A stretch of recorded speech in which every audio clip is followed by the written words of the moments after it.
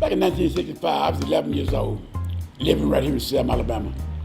Now, at 11 years old, I got put in jail 2 times, marching for the right to vote.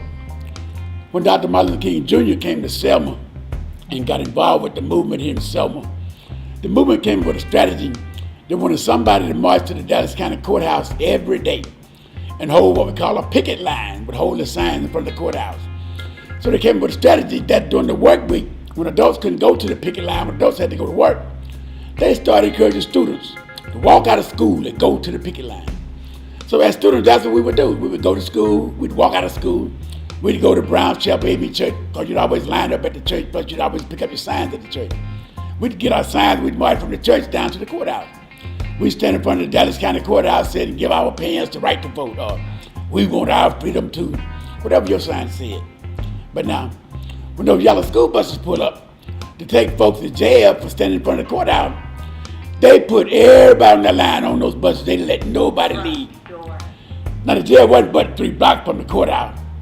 So they would put you on the bus, they would ride around the corner to the jail, they would take you off the bus, and they would take everybody upstairs to the 2nd floor. And that's where the cells were located. When they got upstairs to the 2nd floor, they would always separate the boys from the girls. They would pack approximately 20 boys in each one of those little cells. Cells that were meant for 1 or 2 people. They would have 20 packed in there. They would set a big metal tub of water in the middle of the floor with a dipper. And that was your drinking water for everybody. Everybody had to drink out of that same tub, that same dipper. You had 1 bathroom for 20 people.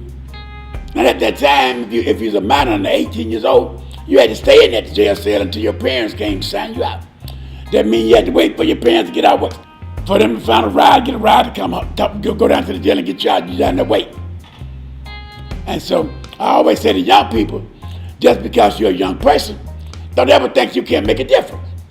So if you see something wrong, you need to say something about it. You need to do whatever you can. But don't ever feel like you're helpless, that you can't make a difference. 52 years ago, we was marching because things that had happened 50 years before that.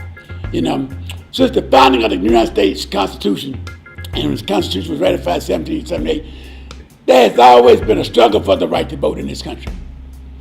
You know, when the Constitution was established, it left out people that could vote. It purposely left out people that excluded people that couldn't vote. And so ever since the Constitution was established, there has been an ongoing effort to try to get everyone included in that process. Now, we made great progress in the 60s with the civil rights movement and the voting rights movement, and we made some great achievements, because one of the great things that happened out of the voting rights movement was that we got a federal law that also came with federal protections. You know, it was against the law to continue to discriminate in voting. As a matter of fact, the United States Congress passed what we call Section 5 of the Voting Rights Act, which gave the United States Justice Department the authority to oversee those practices, to make sure that discrimination was not continuing. And from 1965 up until 2013, those protections were in place. But in 2013, the United States Supreme Court stripped away that protection. They issued a court ruling that said Section 5 is no longer valid, and that you have to come up with a new formula in order to avoid discrimination.